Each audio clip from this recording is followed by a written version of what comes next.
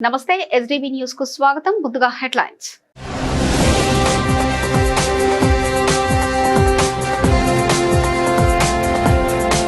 పెదబెక్కి గ్రామ సమస్యపై జిల్లా అధికారులతో సమీక్ష నిర్వహించిన ముఖ్యమంత్రి వర్యులు పవన్ కళ్యాణ్.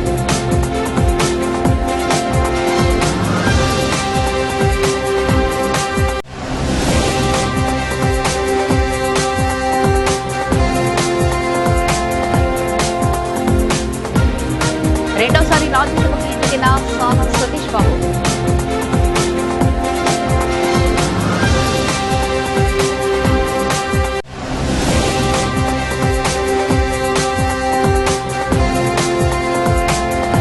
యోగాంధ్రతో ఆరోగ్య ఆంధ్రప్రదేశ్ హోంమంత్రి అనిత.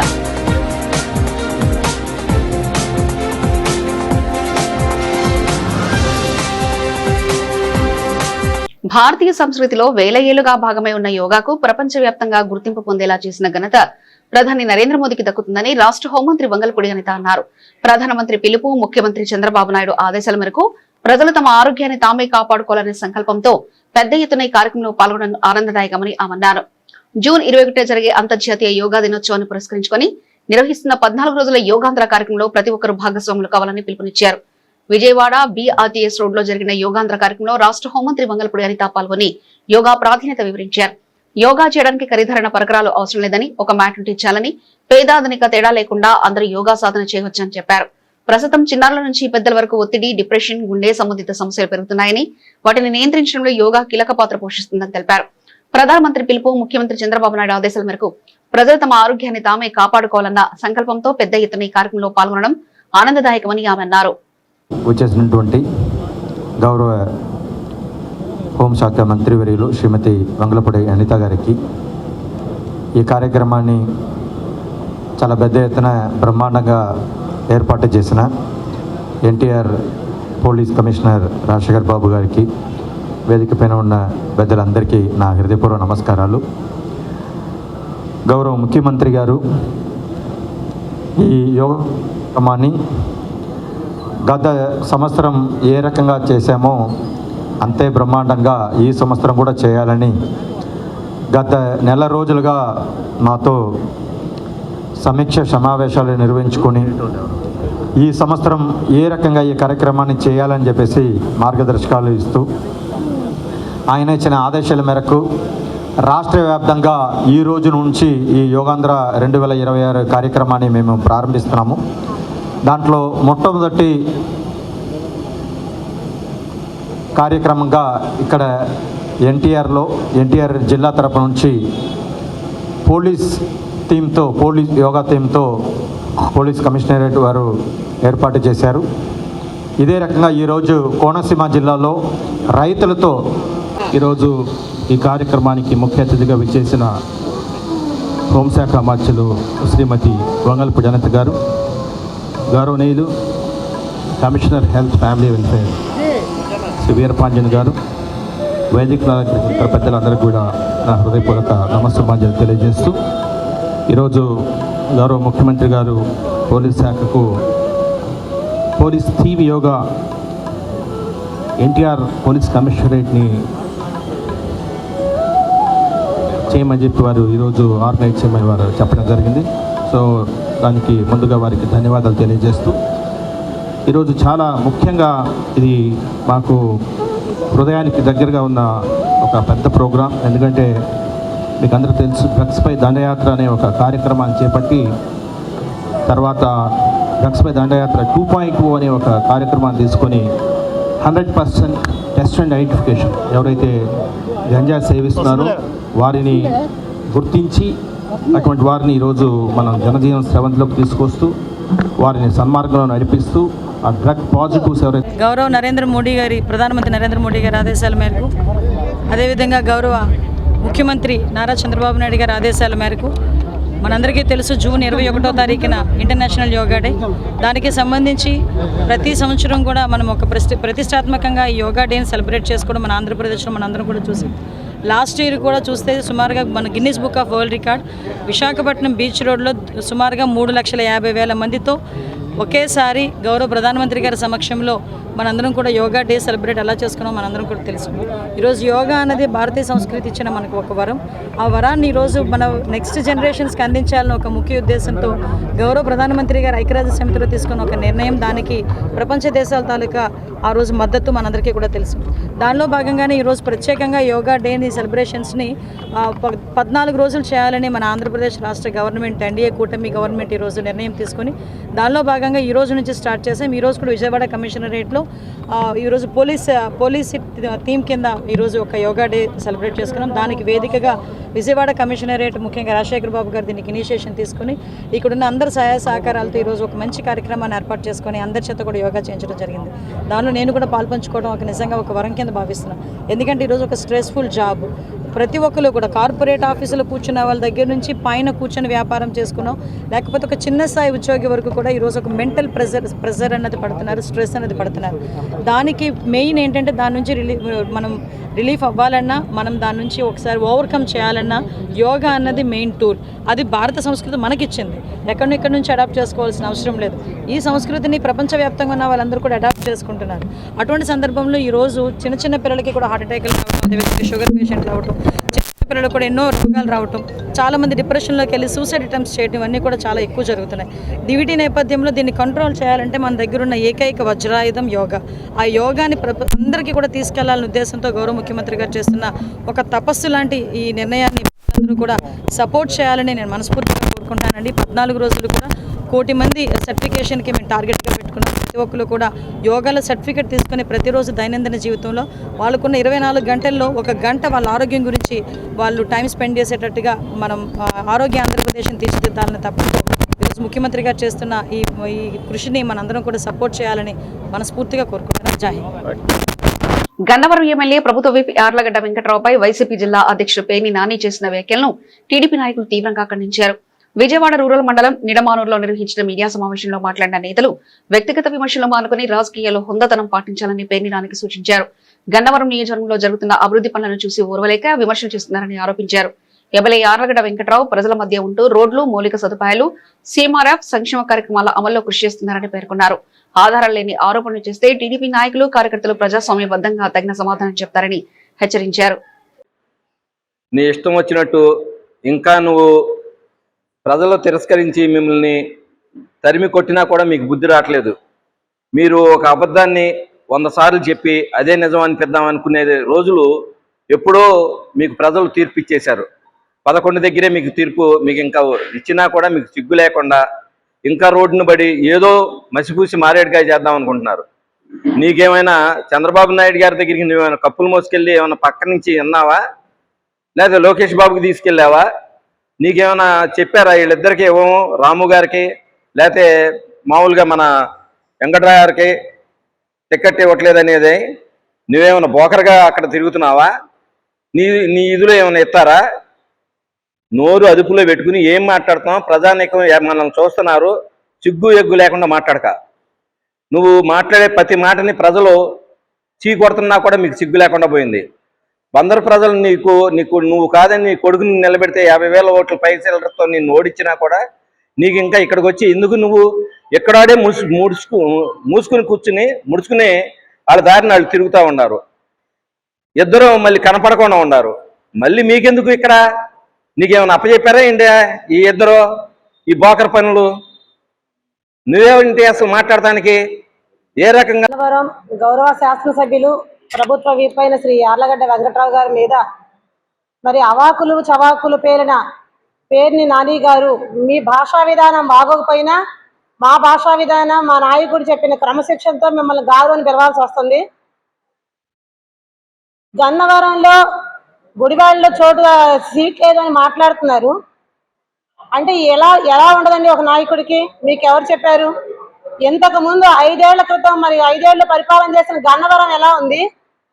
యార్లగడ్డ వెంకట్రావు గారు మరి ఎమ్మెల్యేగా ప్రమాణ స్వీకారం చేసిన ఈ 2 ఏళ్లలో గన్నవరం అభివృద్ధి ఎలా ఉంది అనేది మీరు స్వయంగా ఏమైనా చూసారా?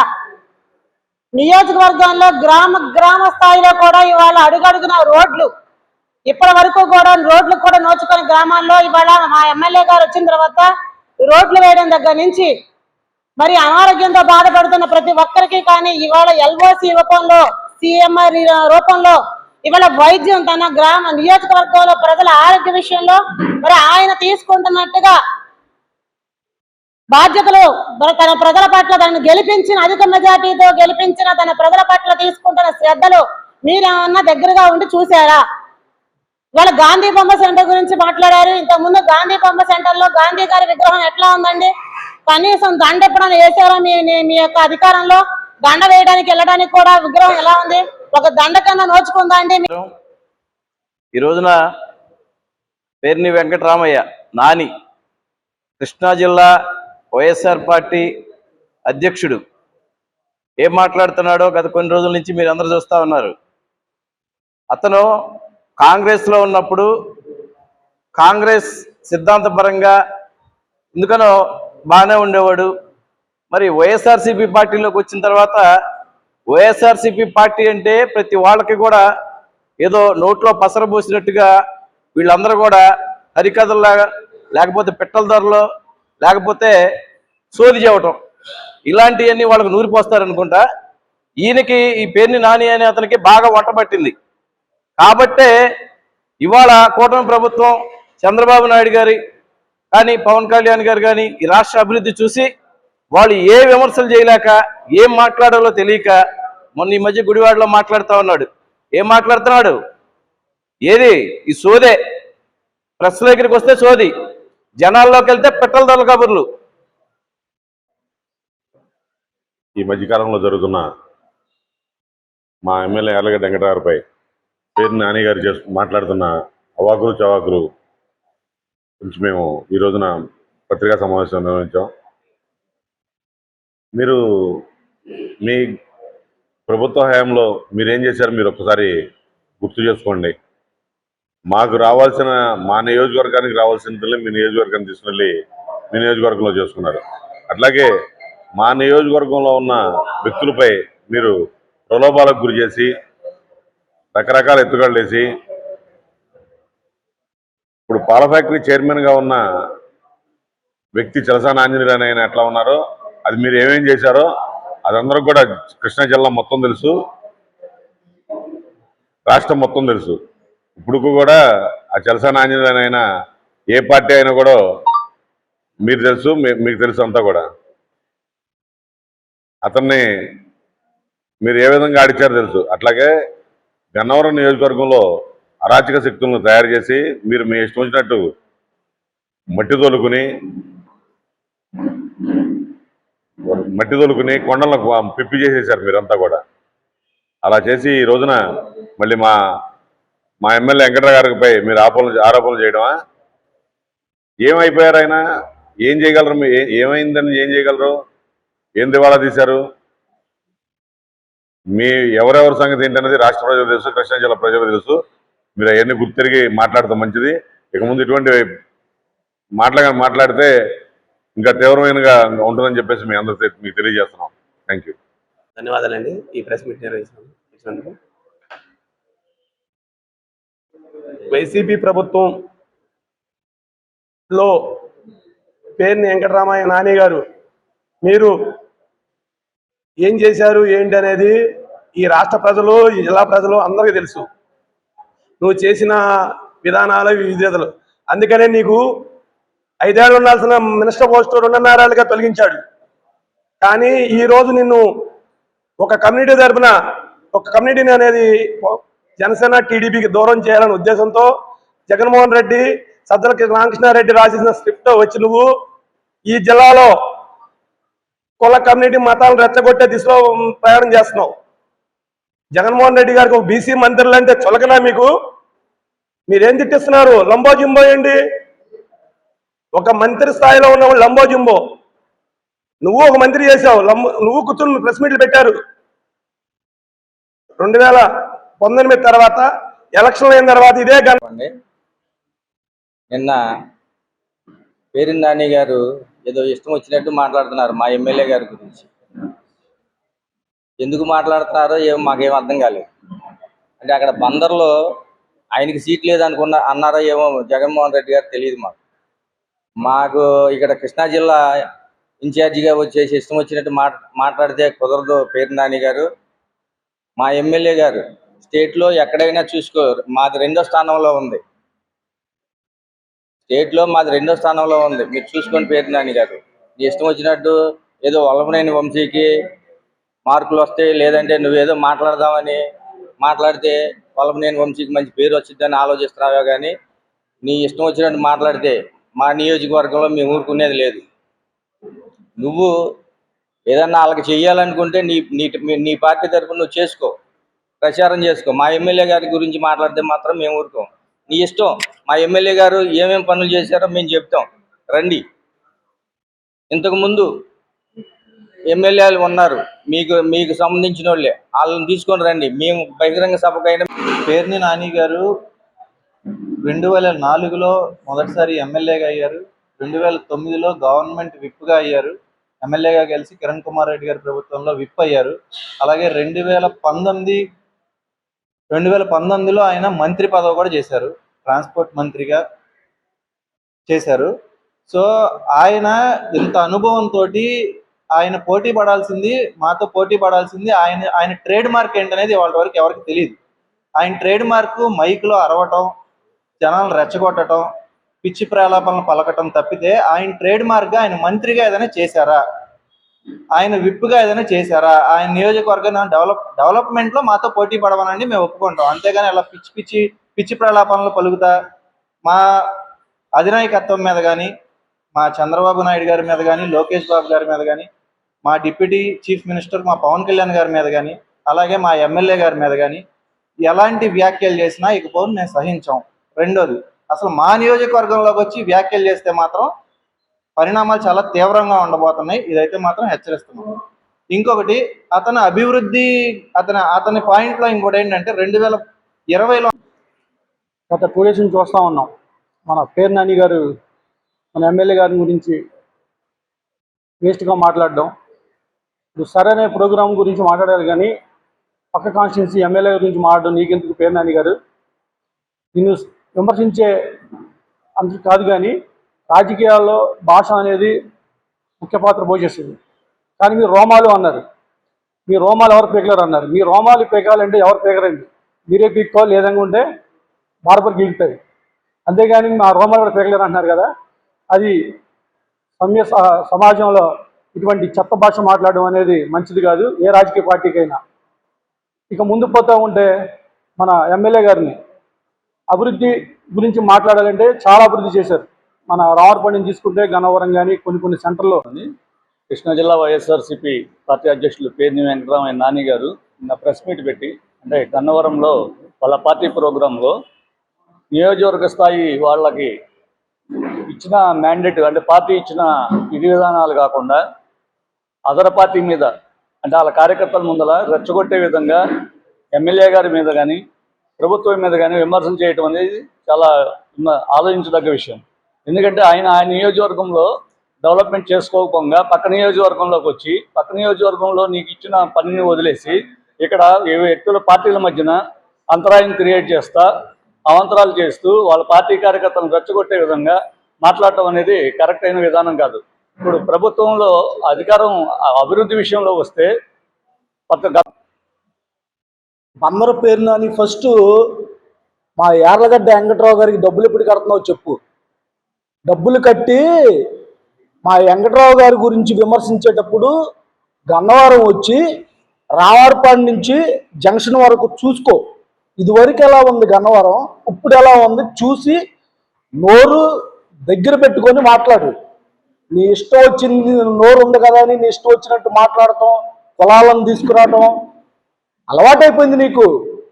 చూస్తా ఉన్నారు ఏమి చేయట్లేదు అని నీ ఇష్టం వచ్చినట్టు మాట్లాడుతున్నావు. మా చంద్రబాబు నాయుడు గారి నుంచి అరే పోరే అంటావు, మా పప్పు అంటావు, మా లోకేష్ బాబుని అంటావు, ఇవి చూస్తే పవన్ కళ్యాణ్ గారిని ఇష్టం వచ్చినట్టు మాట్లాడతావు. అంటే నేను పిలుపునిస్తున్నాను. అరే బాబు 2 లక్షల 70,000 ఓటర్లు ఉన్నాం.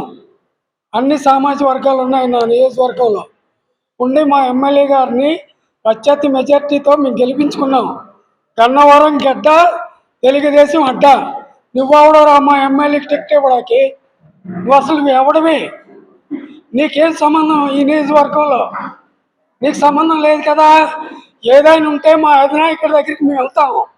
మా ఎమ్మెల్యే గారికి మళ్ళీ టికెట్ తెచ్చుకొని మంత్రి పదవి కూడా తెచ్చుకుంటాం. ఇది నా ఛాలెంజ్. నువ్వు కాచుకో, నీకుంటే నేను వస్తా. నువ్వు ఎక్కడ రమ్మన్నా. నాది ప్రసాదంపాడు గ్రామ పంచాయతీ అధ్యక్షుడిని. నా ఇంటి డోర్ నెంబర్ కూడా ఇస్తారా? నువ్వు మీడియా మిత్రుల ద్వారాగా మీరు చూసుకోమని అందరికీ మనవు. ఎవరైనా ఎమ్మెల్యే ఇంతమంది ఎమ్మెల్యేలు ఉన్నారు అంటే ఎక్కడ కూడా కరప్షన్ లేని ఎమ్మెల్యే ఉన్నారంటే మా యార్లగడ్డ వెంకట్రావు గారు. ఎక్కడ కూడా రూపాయి తీసుకోకుండా, ఎక్కడ కూడా గంపడ మట్టి తవ్వకుండా చేసే ఎమ్మెల్యే ఎవరన్నా ఉన్నారంటే మా యార్లగడ్డ వెంకట్రావు గారు. ఈ ఇష్టం వచ్చినట్టు వెళ్తే మాత్రం ఊరుకోము. పేరు నాని గారు చాలా జాగ్రత్త. రాష్ట్ర రాజకీయాల్లో సామాజిక సేవలో క్రీడా అభివృద్ధిలో విశిష్ట పాత్ర పోషిస్తున్న రాజ్యసభ సభ్యులు సానా సతీష్ బాబు రెండోసారి రాజ్యసభకు ఎన్నిక కావడం విశేషం. ప్రజాసేవలో ఆయన చూపుతున్న నిబద్ధతకు ఇది నిదర్శనం. 1972లో కాకినాడలో జన్మించిన సతీష్ బాబు సాంకేతిక విద్య పూర్తి చేసి ఆంధ్రప్రదేశ్ స్టేట్ ఎలక్ట్రిసిటీ బోర్డులో సబ్ ఇంజనీర్ గా తన ఉద్యోగ జీవితం ప్రారంభించారు. అనంతరం వ్యాపార రంగంలోకి అడుగుపెట్టి సామాజిక సేవా కార్యక్రమంలో చురుగ్గా పాల్గొన్నారు. విద్య, వైద్యం, ఉపాధి రంగాల్లో తన సొంత నిధులతో అనేక సేవా కార్యక్రమాలు నిర్వహించారు.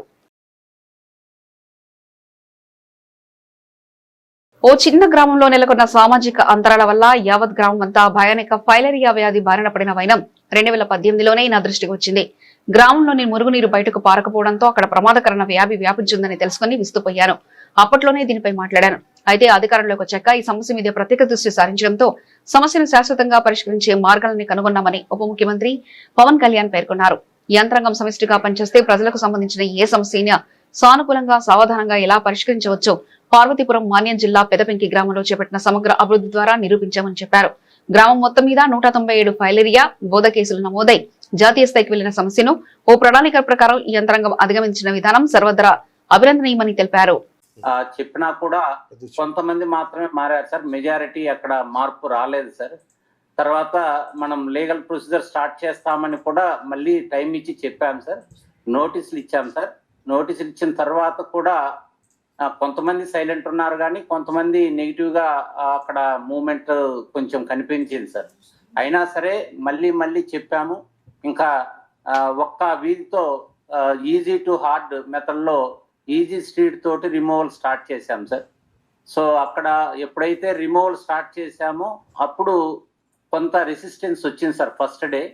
ఇంకా తర్వాత మనం police, revenue, Panchayati Raj all departments ని కూడా అక్కడ నిలబెట్టి మొత్తం కూడా నిర్దాక్షిణ్యంగా ఉంటాము. Health is ultimate and injustice ని మనం టాలరేట్ చేయమనేటువంటి దాన్ని గట్టిగా అర్థమయ్యేలాగా దాన్ని రిమూవ్ చేయించడం జరిగింది సార్.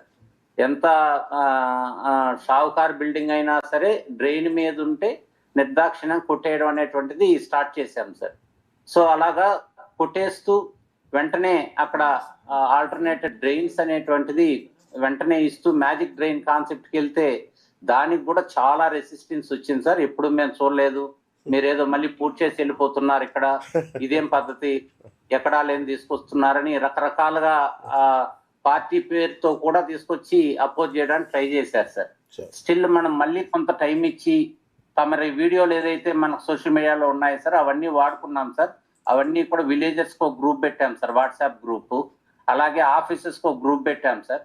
ఎవరికి వాళ్ళకి ఇన్స్ట్రక్షన్ ఇస్తూ ఈ వీడియోలు ఇచ్చి కమ్యూనికేట్ చేశాం. This is the best in the world. Amaravati నిర్మాణాల పేరుతో ప్రభుత్వం భారీ అవినీతికి పాల్పడుతుందని వైసీపీ రాష్ట్ర ఎస్సీ విభాగం అధ్యక్షుడు మాజీ ఎమ్మెల్యే డీజేఆర్ సుధాకర్ బాబు ఆరోపించారు. తాడేపల్లిలో నిర్వహించిన మీడియా సమావేశంలో ఆయన మాట్లాడుతూ అమరావతిలో చదరపు అడుగుకు 20,000కు పైగా ఖర్చు చేయడం అవినీతికి పరాకాష్టాన్ని విమర్శించారు.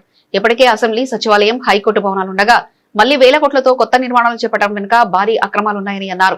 రాజధాని భూములు ఇచ్చిన రైతులకు అన్యాయం జరుగుతుండగా అధికార వర్గాలకు చెందిన బినామీలు లబ్ధి పొందుతున్నారని ఆరోపించారు. మద్యం, భూములు, ప్రాజెక్టులు, డిఎస్సీతో సహా అన్ని రంగాల్లో ప్రభుత్వం వ్యవస్థీకృత దోపిడీకి పాల్పడుతుందని, ఈ అంశాలన్నింటినీ ప్రజల ముందుకు తీసుకెళ్లడం తమ బాధ్యతని స్పష్టం చేశారు. ప్రపంచ రాజకీయాలలో కాదు కదా, ఈ భూ ప్రపంచంలోనే ఇంత నిఖార్సుగా చేసేవాడు లేడు. కేవలం చంద్రబాబు నాయుడు మాత్రమే దోపిడీని నిఖార్సుగా చేస్తాడు. ఏ సిగ్గుపడడు. కార్యకర్తలకు డబ్బులు పంచిపెట్టడం, కార్యకర్తల జోబులు నింపటం, వాళ్ళకు అనుకూలంగా ఉన్న పత్రికలకు దోచిపెట్టడం, మీడియా సంస్థలకు పంచిపెట్టడం అనే సిద్ధాంతాన్ని పూర్తిగా న్యాయం చేస్తూ ఓ మంచి దోచుకునే పరిపాలన అందించడంలో పూర్తిగా ఆయన సక్సెస్ అయ్యాడు. ఇలా నేను చెప్పుకుంటూ పోతే నా దగ్గర పుంకాలుగా సమాచారం ఉంది. మచ్చుకి కొన్ని విషయాలను ఈరోజు మీ దృష్టికి తెస్తాను. అది ఒక రాజధాని నిర్మాణం కావచ్చు, పోలవరం నిర్మాణం కావచ్చు, భూ కేటాయింపులు కావచ్చు,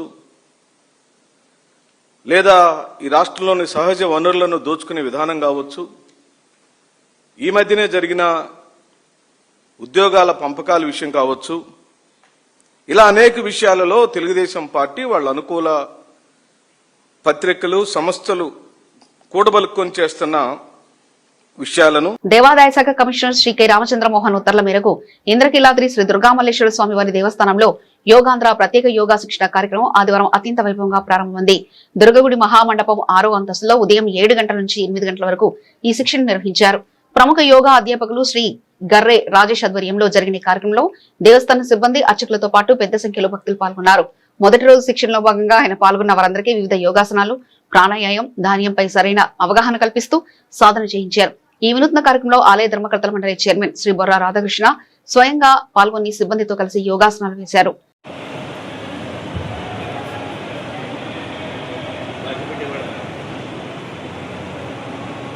అందరూ ఎవరి వాళ్ళ కన్వీనియంట్ హౌస్లో కూర్చోండి. సుఖంగా స్థిరంగా కూర్చోండి. కళ్ళు మూసుకోండి. ఓకే సార్, స్ట్రైట్గా కూర్చోండి. స్పైన్ స్ట్రైట్గా పెట్టుకోండి. కళ్ళు మూసుకోండి. అందరూ వదిలిపెడుతున్నాము గమనించండి. కళ్ళు మూసుకోండి. స్ట్రైట్గా కూర్చోండి.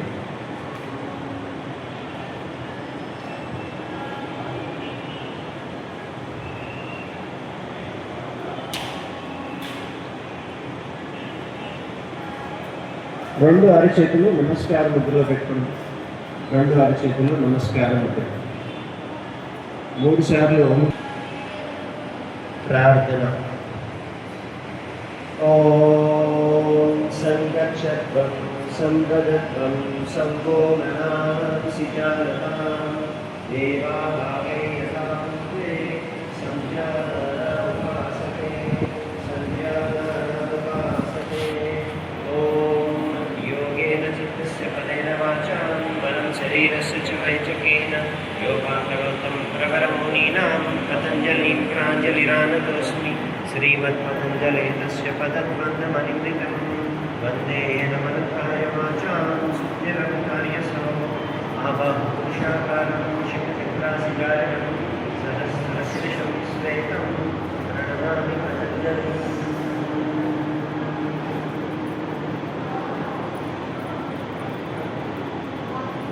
స్లోగా కళ్ళు తెరిచి మెల్లగా పైకి లెగిసి కూర్చోండి. దగ్గరికి పెట్టుకోండి. 2 పాదాలు కలిపి ఉంచండి. మనం ఫస్ట్ చేయబోయేది లూజనింగ్ ప్రాక్టీసెస్, నెక్ ఎక్సర్సైజ్ చేస్తాం. 2 చేతులు పక్కకి సమానంగా కిందకి ఉంచండి. 2 చేతులు తలని శ్వాస పీలుస్తూ వెనక్కి. ఈ పాపం చూడండి, చూస్తుంటే శ్వాస పీలుస్తూ తలని వెనక్కి, శ్వాస వదిలిపెడుతూ తలని ముందుకి. శ్వాస పీలుస్తూ తలని వెనక్కి, శ్వాస వదిలిపెడుతూ తలని ముందుకి. శ్వాస పీలుస్తూ తలని వెనక్కి. రివర్స్ అంటే ఎడమ వైపు నుంచి సర్కిల్స్ తిప్పండి. రివర్స్లో తిప్పండి. మెల్లగా నిదానంగా తిప్పండి. మెడ కండరాలు స్ట్రెంగ్తెన్ అవ్వడానికి, బలంగా ఉండడానికి. తీవ్రమైన వేసవి పరిస్థితుల్లో ప్రజల దాహార్తిని తీర్చాలనే ఉద్దేశంతో గత 62 రోజుల పాటు నిరంతరంగా చలివేంద్రం నిర్వహించి మజ్జిగ, సుగంధి నీరు పంపిణీ చేయడం ఎంతో అభినందనీయమని తెలుగుదేశం పార్టీ యువ నాయకులు బోండా సిద్ధార్థ్ పేర్కొన్నారు. విజయవాడ సెంట్రల్ నియోజకవర్గంలోని 58వ డివిజన్ ఆంధ్రప్రభ కాలనీలో Jayabharat Sevadal real estate builders agents dealer సంయుక్త ఆధ్వర్యంలో గత 2 నెలలుగా సాగిన ఈ సేవా కార్యక్రమం శనివారం ఘనంగా ముగిసింది. ఈ ముగింపు వేడుకకు బోండా సిద్ధార్థ్ ముఖ్య అతిథిగా హాజరై ప్రజలకు సుగంధి నీటిని పంపిణీ చేశారు. అనంతరం సామాజిక బాధ్యతతో ఈ ఉచిత పంపిణీని విజయవంతంగా నిర్వహించి నిర్వాహకులకు ఆయన ప్రత్యేకంగా అభినందించి సెలవుతో ఘనంగా సత్కరించారు. ఈ కార్యక్రమంలో నిర్వాహకులు సుబ్రహ్మణ్యం, పూల పరమరావణ, మార్కండేయ రాజా, జయభారత్ సేవాదళ సభ్యులు, రియల్ ఎస్టేట్ అసోసియేషన్ ప్రతినిధులు, స్థానిక టీడీపీ నాయకులు, కార్యకర్తలు, కాలనీ ప్రజలు పెద్ద సంఖ్యలో పాల్గొన్నారు. విజయవాడ సెంట్రల్ నియోజకవర్గంలో జై Bharat Seva Dal real estate builders అదేవిధంగా ఏజెంట్స్ అందరి ఆధ్వర్యంలో సింగనగర్లో ఉంటున్నటువంటి రియల్ ఎస్టేట్ ఏజెంట్లు అందరూ కూడా కలిసి దాదాపు 62 రోజులుగా ఏదైతే మండిపోతున్నటువంటి ఎండల్లో ప్రజలందరికీ కూడా మజ్జిగ కానీ లేకపోతే సుగంధి వాటర్ కానీ ఇవన్నీ అందజేయాలని ఒక మంచి ఉద్దేశంతో ఏదైతే 62 రోజులుగా చేస్తున్న ఈ కార్యక్రమానికి ఈరోజు చివరి రోజుకి వచ్చిన సందర్భంగా నేను వచ్చి ఈరోజు ఈ కార్యక్రమాన్ని ముగించడం జరుగుతూ ఉంది. చాలా సంతోషంగా ఉంది. ఎప్పుడు కూడా ఏదైతే మన సెంట్రల్ నియోజక శాసనసభ్యులు ప్రభుత్వ బోనామా గారు చెప్తారో సేవ చేసే మనం ముందుకెళ్లాలా, సేవా మార్గంలో 10 మందికి ఆదర్శంగా నిలిచాలని ఏదైతే ఆయన చెప్తారో ఆయన వాక్కులు వీళ్ళందరూ కూడా తీసుకొని పాటిస్తూ ఆయన ప్రారంభించినటువంటి ఈ యొక్క మంచి మహాత్మానమైన కార్యక్రమాన్ని ఈ రోజుతో ముగిస్తున్నందుకు చాలా సంతోషంగా ఉంది. దాదాపు 62 రోజుల పైగా కంటిన్యూస్గా బటర్ మిల్క్ పంపిణీ కానీ సుగంధి వాటర్ కానీ ఇవన్నీ కూడా ప్రజలందరికీ కూడా ఈ మండు టెండర్లో ఇవ్వటం, ఈ అసోసియేషన్లో ఉంటున్నటువంటి బిల్డర్స్ కానీ లేకపోతే ఏజెంట్స్కి కానీ డీలర్స్ కానీ అందరికీ కూడా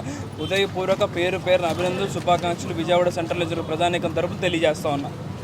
రాష్ట్రంలో నియంతృత్వ పాలన సాగుతుందని, శాంతి భద్రతలు పూర్తిగా క్షీణించాయని నగర కాంగ్రెస్ అధ్యక్షుడు నరహరిశెట్టి నరసింహారావు, లింగంశెట్టి ఈశ్వరరావు, గుంటూరు జిల్లా అధ్యక్షుడు ఎన్ఎం సుధీర్, నాయకులు కొలనుకొండ శివాజీ తీవ్రంగా విమర్శించారు. ప్రజా సమస్యలు పక్కన పెట్టి రాజకీయ కక్ష సాధింపులకే ప్రభుత్వం ప్రాధాన్యత ఇస్తుందని నేతలు ధ్వజమెత్తారు. రాష్ట్ర కాంగ్రెస్ కార్యాలయం ఆంధ్ర తెలంగాణ భవన్ లో శనివారం మీడియా సమావేశం నిర్వహించడం జరిగింది. ఈ సమావేశంలో నగర కాంగ్రెస్ అధ్యక్షుడు నరహరిశెట్టి నరసింహారావు, లింగంశెట్టి ఈశ్వరరావు, గుంటూరు జిల్లా అధ్యక్షులు ఎన్ఎం సుధీర్, నాయకులు కొన్నకొండ శివాజీ తదితరులు పాల్గొని మాట్లాడుతూ రాష్ట్రంలో శాంతి భద్రతలు క్షీణించాయన్నారు. కందుకూరు, గుంటూరు ప్రాంతాల్లో జరుగుతున్న వరుస ఘటనలే ఇందుకు నిదర్శనమన్నారు. ముఖ్యంగా విజయవాడలోని కృష్ణలంక పోలీస్ స్టేషన్ కు తీసుకెళ్లిన సాయి కృష్ణ అనే వ్యక్తిని 24 గంటలు గడిచినా కోర్టులో ప్రవేశపెట్టకపోవడంపై ఆందోళన వ్యక్తం చేశారు. పత్రికా విలేకరుల సమావేశాన్ని ఏర్పాటు చేయడం జరిగింది. ఈ సమావేశానికి పెద్దలు, పూజ్యులు, మాజీ శాసనసభ్యులు, రాష్ట్ర పిసిసి క్రమశిక్షణ సంఘం చైర్మన్ గారు, అలాగే ఆంధ్రప్రదేశ్ కాపు సెల్ అధ్యక్షుడు ఉన్నటువంటి లింగంశెట్టి ఈశ్వరరావు వచ్చారు.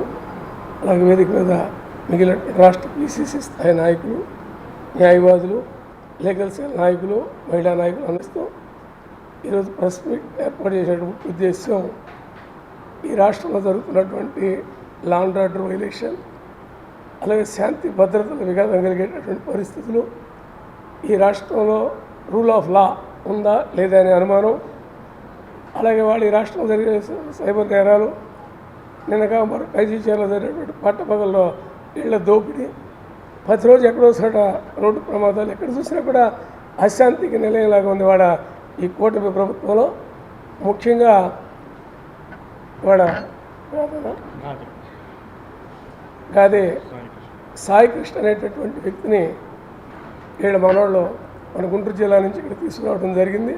ఏదో నేరారోపణ మీద ఏదో నాన్ బెయిల్ వారెంట్స్ ఏ ఉన్నాయని తీసుకొచ్చిన తర్వాత పోలీసుల బాధ్యత ఏంటంటే విత్ 24 hours కోర్టులో వాళ్ళని ప్రొడ్యూస్ చేయాలి.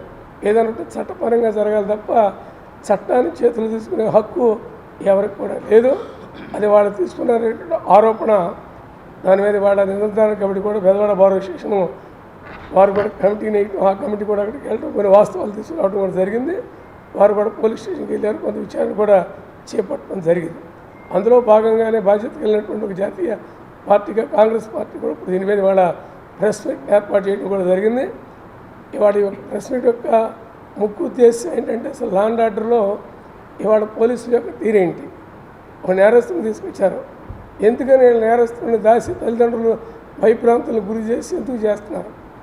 అతను టెర్రరిస్టా, లేకపోతే ఏదైనా దేశ ద్రోహ నేరాలకు ఏమైనా పాడుపడిన వ్యక్తి, ఏమైనా బయటకు వ్యక్తి, ఏమైనా పంపలు మూలిపోయే పరిస్థితి ఏమైనా ఉందా అంటే ఇవన్నీ కూడా పద్ధతి ప్రకారం జరుగుతున్నాయి. ఏదేమైనప్పుడు కూడా మానవ హక్కుల రక్షణ కోసం కానీ రాజ్యాంగబద్ధమైనటువంటి చర్యలు తీసుకునే విషయంలో ప్రభుత్వాలు ఇప్పుడు వైఫల్యం చెందిన ముందుండి ప్రజా పోరాటం చేసేది కాంగ్రెస్ పార్టీని సందర్భంగా మనం చేస్తున్నాం. ఎందుకంటే వాడు కూటమి ప్రభుత్వ అధికారం కోసం అధికారం ఎలా సంపాదించాలి, వీళ్ళని ఎలా ఆటదారులు దింపేయాలనేటటువంటి జగన్ గారు ఉన్నటువంటి 11 మంది ఎమ్మెల్యేలు పాత్రే తప్ప ఈ దేశంలో లాండ్ ఆర్డర్ కానీ లేకపోతే ఈ దేశంలో ఉన్నటువంటి రాష్ట్రంలో ఉన్నటువంటి ప్రజల యొక్క సమస్యలు కానీ పట్టించుకునే నాయకుడు లేడు. వాడు ఏ పోరాటం చేయాలని కూడా ప్రతిపక్ష పార్టీ పాత్రను పోషించేది వాడు ఈ రాష్ట్రంలో కాంగ్రెస్ పార్టీ అని కూడా మీకు నేను సవింగా మనం చేస్తాను. దాని మీద వాళ్ళ పెద్దలు ఈశ్వరరావు గారు ఇచ్చారు. దీనికి సంబంధించినటువంటి విధి విధానాలని వారు తెలియజేస్తారు. రాష్ట్ర ముఖ్యమంత్రి ఏమీ పట్టించుకోకుండా సమీక్షా సమావేశాలతోనే సరిపోతూ ఉంది. అధికారులను తన చుట్టూ తిప్పుకుంటూ రోజుకో సమీక్షా సమావేశం. ఏం జరుగుతుందో ఎవరో తెలియదు, కూర్చోబెడతాం, మాట్లాడతాం. అట్లానే తనేదో లాండ్ ఆర్డర్ విషయంలో అనేక చోట్ల అనేక రకాల ఘటనలు జరుగుతున్నాయి. కందుకూరులో కానీ, ముట్లూరులో కానీ అనేక చోట్ల అనేక జరుగుతున్నాయి. దోషుల్ని తీసుకొచ్చి కేసులు పెట్టి వాళ్ళని అరెస్ట్ చేసి కోర్టు గారికి ఆధారపడే పరిస్థితి ఈ రాష్ట్రం లేదు. నియంతృత్వంగా నడుస్తుంది. పోలీసు కూడా వారి ఇష్టారాజ్యంగా వారు నడుస్తున్న విషయం మనందరికీ తెలిసిందే. ఏదైనా ఉన్నా ఇప్పుడు ప్రజలు లాండ్ ఆర్డర్ కోరుకున్నారు. దొంగతనాలు ఎక్కువ అవుతున్నాయి, నేరాలు ఎక్కువ అవుతున్నాయి. వాటిని అరికట్టాల్సిన అవసరం ఎంతనే ఉంది. ఇప్పుడున్న హోమ్ మినిస్టర్ కూడా మార్చాలనే ప్రయత్నం కూడా జరుగుతుంటే మనం వార్తలు వింటూ ఉన్నాం. ఏదైనా గాదే సాయి కృష్ణ అని చెప్పి సాయి కృష్ణ అనే అతన్ని మరి కృష్ణలంక పోలీస్ స్టేషన్ తీసుకెళ్ళి పోలీసు కానిస్టేబుళ్ళు ఇవాళ వరకు అతని కోర్టుకు ఆధారపరచకుండా మరి తీసుకెళ్ళి అతను ఏం చేశారో ఎవరు తెలియట్లేదు, తల్లిదండ్రులు తెలియట్లా. సభ్య సమాజం కాంగ్రెస్ నాయకులకు అందరికీ నా ధన్యవాదాలు తెలియజేస్తూ, మిత్రులారా, కూటమి ప్రభుత్వం వచ్చేటప్పుడు చాలా హడావుడి చేసింది. ఏ విధంగా సినిమా యాక్టర్ని ఎవరినో తీసుకొచ్చి కిడ్నాప్ చేసి కొండపల్లిలో పెట్టారని, ఆ ఐపీఎస్ ఆఫీసర్ని ముగ్గురునో నలుగురినో పోలీసులను సస్పెండ్ చేసి చాలా హడావుడి చేసి లా అండ్ ఆర్డర్ అంటే address care of address Telugu Desam party అన్నట్టుగా బిహేవ్ చేసింది. గత సంవత్సరం నుంచి చూసుకుంటుంటే రాజకీయాలకే ఈ లిక్కర్ కేసు అది జీవితాంతం నడుస్తూ ఉంటుంది. 2 సంవత్సరాల నుంచి నడుస్తూనే ఉంది లిక్కర్ కేసు అని. లిక్కర్ కేసు రాజకీయాలకి ఎప్పుడైతే గవర్నమెంట్ వాడుకుంటుందో లా అండ్ ఆర్డర్ని, పోలీసులు కూడా కింద స్థాయిలో వాళ్ళ ఇష్టానుసారంగా లా అండ్ ఆర్డర్ చేతిలో తీసుకోవడం జరుగుతుంది. అదేవిధంగా 9వ తారీఖున మార్కాపురం నుంచి గాదే సాయికృష్ణ తీసుకురావడం జరిగింది. వెంటనే వాళ్ళ అమ్మగారు వెళ్ళి అడిగితే ఫోన్ లాక్కున్నారంట స్టేషన్లో. కూటమి ప్రభుత్వం వాగ్దానాలకే పరిమితమైందని, క్షేత్రస్థాయిలో అమలు కనిపించడం లేదని ఈశ్వరయ్య విమర్శించారు. ఆంధ్రప్రదేశ్ రైతు సంఘం ఆధ్వర్యంలో జూన్ 30న విజయవాడ వేదికగా ముఖ్యమంత్రి కార్యాలయానికి రైతులు రాయబారం కార్యక్రమం నిర్వహించనున్నట్లు సంఘం రాష్ట్ర అధ్యక్షుడు జి ఈశ్వరయ్య వెల్లడించారు. రాష్ట్రంలోని 28 జిల్లాల నుంచి రైతులు ఈ కార్యక్రమానికి భారీగా తరలిరావాలని పిలుపునిచ్చారు. శనివారం దాసరి భవన్లో ఆంధ్రప్రదేశ్ రైతు సంఘం ఆధ్వర్యంలో మీడియా సమావేశం నిర్వహించడం జరిగింది. ఈ కార్యక్రమంలో సంఘం రాష్ట్ర అధ్యక్షుడు జి ఈశ్వరయ్య, ప్రధాన కార్యదర్శి జమలయ్య, యలమందరావు తదితరులు పాల్గొని మాట్లాడుతూ, కార్పొరేట్ సంస్థలకు, డేటా సెంటర్లకు వేల కోట్ల రాయితీలు ఇస్తున్న ప్రభుత్వం అన్నదాతను ఆదుకోవడంలో నిర్లక్ష్యం వహిస్తుందని ఆవేదన వ్యక్తం చేశారు. తెలంగాణ మాదిరిగానే ఏపీలోని ఒకేసారి 2 లక్షల వరకు రుణమాఫీ చేయాలన్నారు. అన్నదాత సుఖీభవ సాయాన్ని ఏడాదికి 50,000కు పెంచాలని తెలిపారు. 2 ఏళ్లుగా పెండింగ్ లో ఉన్న 327 కోట్ల ఇన్పుట్ సబ్సిడీ, 500 కోట్ల వడ్డీ బకాయిలను వెంటనే విడుదల చేయాలని అన్నారు.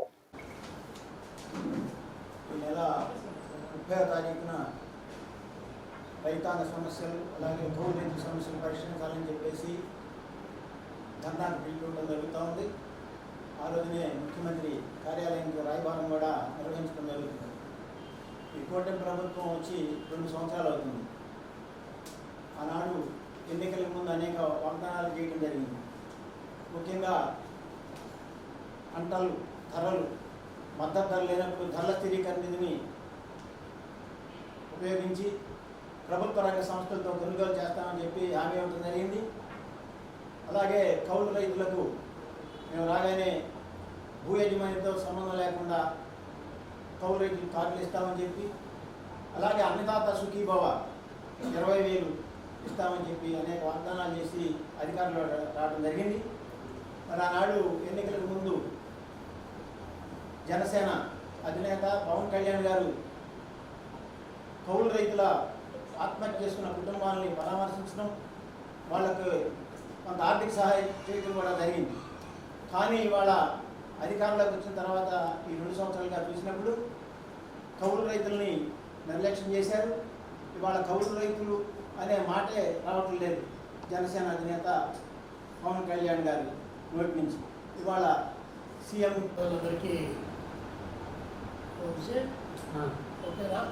ఓకేనా జర్నలిస్ట్ సోదరులందరికీ నమస్కారం. ఆంధ్రప్రదేశ్ రైతు సంఘం ఆధ్వర్యంలో జూన్ 30 తారీఖున రాష్ట్ర వ్యాప్తంగా ఉన్నటువంటి రైతాంగంతో ముఖ్యమంత్రి కార్యాలయానికి రైతుల రాయబారం అనేటువంటి పేరుతో విజయవాడ కేంద్రంగా కార్యక్రమానికి పిలుపునిస్తూ ఉన్నాం. రాష్ట్రంలో ఉన్నటువంటి 28 జిల్లాల రైతాంగం ఈ రైతుల రాయబారానికి పెద్ద ఎత్తున తరలి రమ్మని చెప్పి పిలుపునిస్తూ ఉన్నాం. ముఖ్యంగా ఈరోజు ఖరీఫ్ సీజను ప్రారంభమైనటువంటి నేపథ్యంలో రైతాంగాన్ని అన్ని విధాలా ఆదుకుంటామని చెప్పినటువంటి కూటమి ప్రభుత్వం చంద్రబాబు నాయుడు గారి నాయకత్వంలో పదే పదే వాగ్దానాలకే పరిమితమవుతుంది తప్ప అమలు దిశగా ఎక్కడ కూడా పూర్తిగా కనిపించడం లేదు. రైతులేమో ఒకవైపున మిత్రులారా, మన ఆంధ్రప్రదేశ్ రైతు సంఘం రాష్ట్ర అధ్యక్షులు ఈశ్వరయ్య గారు, అదేవిధంగా రైతు సంఘం రాష్ట్ర ఉపాధ్యక్షులు మల్లి యలమందరావు గారు ఈ ప్రెస్ మీట్ నిర్వహిస్తా ఉన్నాం. ఇందులో కీలకమైన అంశం జూన్ 30వ తేదీన రాష్ట్ర వ్యాప్తంగా రైతుల్ని పౌర రైతుల్ని సమీకరించి ముఖ్యమంత్రి కార్యాలయానికి రాయబారాన్ని వెళ్తాం. కారణం ఏంటంటే ఎన్నికల ముందు కూటమి ప్రభుత్వం మేము అధికారంలోకి వచ్చిన వెంటనే పంట సాగుదారు హక్కుల చట్టాన్ని సవరించి సులభంగా గుర్తింపు కార్డులు జారీ చేసి కౌలు రైతులు ఆదుకుంటామని హామీ ఇచ్చారు. ఎన్నికల సందర్భంగా ఇచ్చిన ఏ ఒక్క హామీని ఈ 2 ఏళ్ల కాలంలో నెరవేర్చలేదు. జూన్ నాటికి చూస్తే 2 సంవత్సరాలు పూర్తవుతూ ఉంది కూటమి ప్రభుత్వం అధికారంలోకి వచ్చింది. కౌలు గుర్తింపు కార్డులు జారీ చేయడంలో రాష్ట్ర ప్రభుత్వం విఫలమైందనేది స్పష్టంగా తెలుస్తుంది. రెండో అంశం అన్నదాత సుఖీభావ పథకం రైతులతో పాటు. బులెటిన్ ముగించే ముందు హెడ్లైన్స్ మరోసారి చూద్దాం.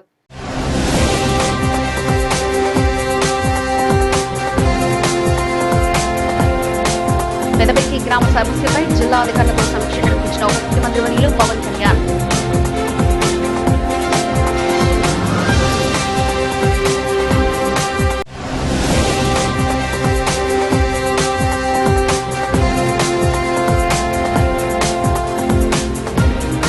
రెండోసారి రాజ్యసభకు ఎన్నికైన సానా సతీష్ బాబు.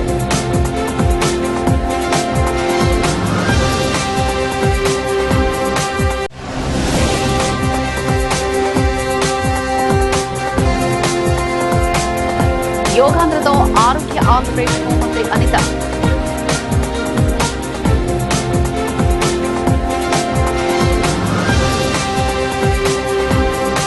ఇవి ఇప్పటివరకున్న అప్డేట్స్. మరో బులెటిన్లో మళ్ళీ కలుసుకుందాం. అంతవరకు సెలవు. నమస్కారం.